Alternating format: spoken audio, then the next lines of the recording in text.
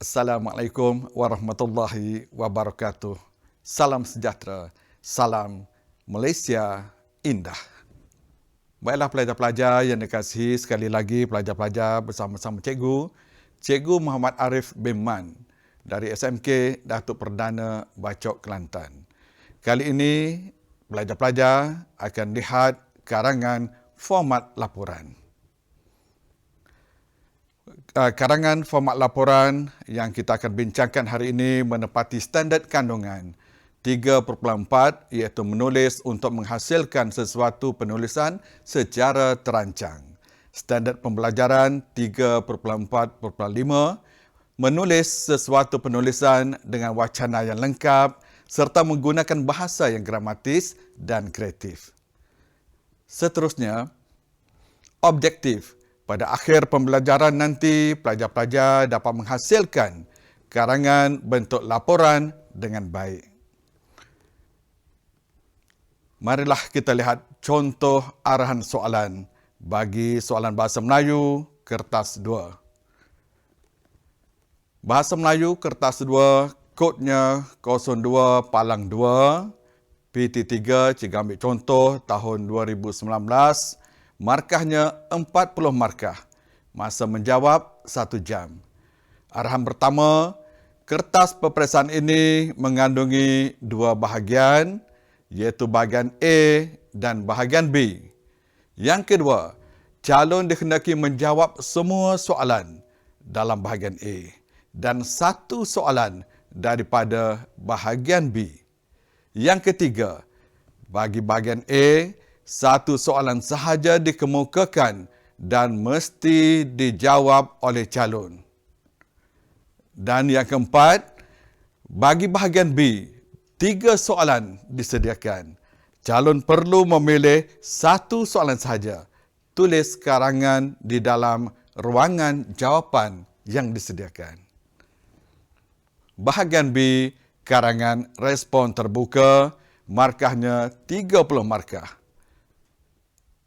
Baiklah pelajar-pelajar, untuk kita lihat karangan yang bakal kita buat nanti iaitu format berbentuk format laporan, kita lihat dulu pemarkahan karangan bahagian B. Terdapat peringkat pemarkahannya cemerlang, kepujian, baik, kurang memuaskan dan penguasaan minima. Markah cemerlang peringkatnya iaitu markah 26 hingga 30, terbahagi kepada peringkat cemerlang atas 28 hingga 30, peringkat cemerlang bawah 26 hingga 27. Kepujian markahnya 20 hingga 27. Kepujian atas 23 hingga 25, kepujian bawah 20 hingga 22, baik markahnya 15 hingga 19, baik atas 17 hingga 19, baik bawah 15 hingga 16, kurang memuaskan 10 hingga 14, kurang memuaskan atas 12 hingga 14, kurang memuaskan bawah 10 hingga 11 dan penguasaan minima 1 hingga 9. Seterusnya anak-anak kita lihat contoh arahan soalan bagi soalan bahagian B. Arahannya berbunyi, bahagian B 30 markah, masa dicadangkan ialah 45 minit, lihat gambar dan maklumat di bawah dengan teliti. Kemudian pilih 1 daripada 3 soalan yang dikemukakan dan tulis sebuah karangan yang panjangnya tidak kurang daripada 180 patah perkataan.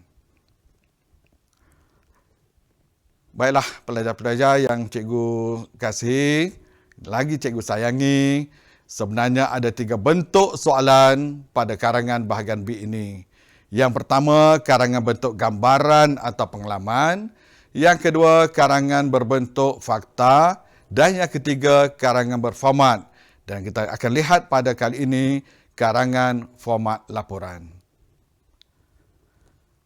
Untuk menjawab soalan karangan ini, anak-anak, pelajar-pelajar yang cikgu sayangi, perlu ingat 6 perkara.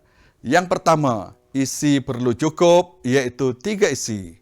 Yang kedua, karangan ada satu idea tepat dan isi lain kurang tepat, andainya berlaku demikian, maka markah maksimum hanya 13 markah ataupun peringkat baik bawah. Yang ketiga, para pelajar juga perlu ingat, karangan tidak ada ungkapan menarik, markah maksima cuma 15 markah, iaitu pada peringkat baik. Dan yang keempat di sini iaitu karangan kurang daripada 180 patah perkataan.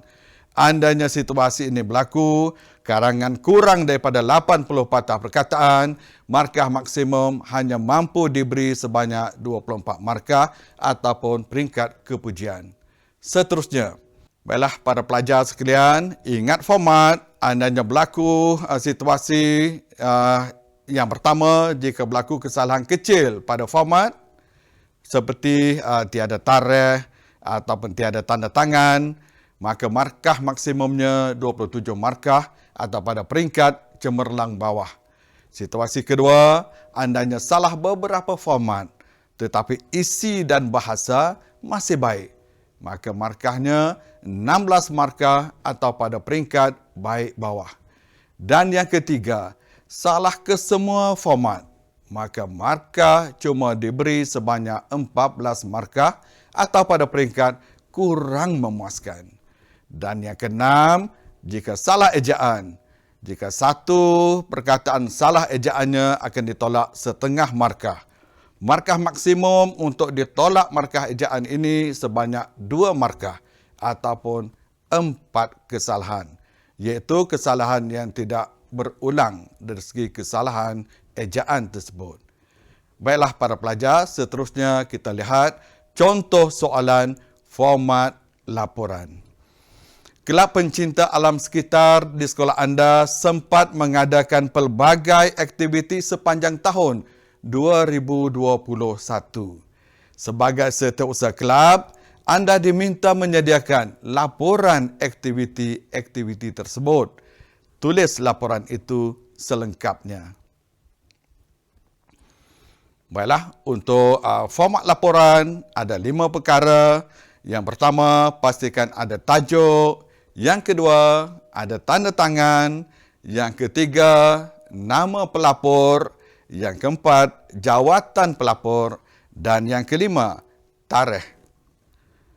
Seterusnya, kita lihat rangka karangan secara kasar.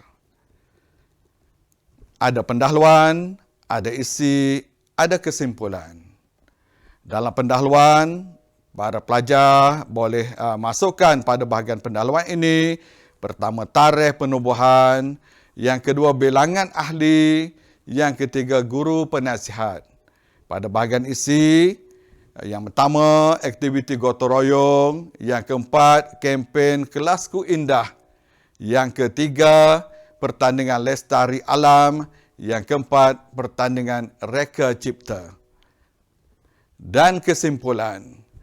Kesimpulan, para pelajar boleh masukkan di situ, diharap kelab ini terus aktif. Ataupun berikutnya, setiap ahli mesti bekerjasama. Atau seterusnya, selesaikanlah jika ada apa-apa masalah dalam pengendalian aktiviti kelab tersebut. Seterusnya, para pelajar, kita lihat rangka karangan secara lebih terperinci.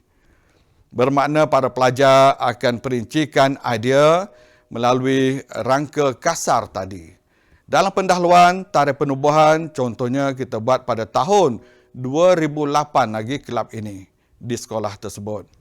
Yang kedua, bilangan ahli, contohnya seramai 45 orang. Guru penasihat seramai 2 orang. Kemudian pada bahagian isi, kita lihat pada bahagian isi. Yang pertama, cikgu ringkaskan 3 isi di sini.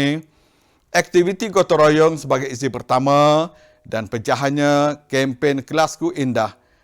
Yang kedua, kelas indah dan ceria. Yang ketiga, dapat memupuk nilai kerjasama. Kemudian isi yang kedua, pertandingan lestari alam. Secara dalam talian, peserta membuat kajian. Dan yang ketiga, pertandingan reka cipta. Menghasilkan gubahan untuk menghasilkan ruang tamu yang lebih indah, bagi menghiasi ruang tamu yang indah. Okey, para pelajar, seterusnya kita lihat pada bahagian kesimpulan. Yang pertama, diharap kelab ini terus aktif. Mungkin para pelajar boleh buat catatan berikutnya, iaitu aktiviti akan lebih menarik pada aktiviti tahun-tahun berikutnya. Yang kedua, setiap ahli bekerjasama bagi menjayakan setiap program. Dan yang ketiga, jika ada masalah, maka perlu berbincanglah secara bijaksana. Baiklah para pelajar. Seterusnya kita lihat contoh karangan lengkap. Yang pertama, pastikan ada tajuk, laporan aktiviti kelab alam sekitar Sekolah Menengah Kebangsaan Cempaka Sari. Contohnya, Kelab Alam Sekitar SMK Cempaka Sari telah ditubuhkan pada tahun 2008. Sehingga akhir tahun 2021, seramai 45 orang ahli berjaya didaftarkan.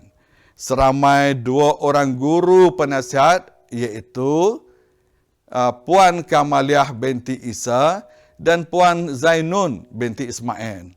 Walaupun negara khasnya dan seantero dunia amnya dilanda wabak COVID-19, tetapi Kelab Alam Sekitar SMK Cempaka Sari masih sempat mengadakan beberapa aktiviti.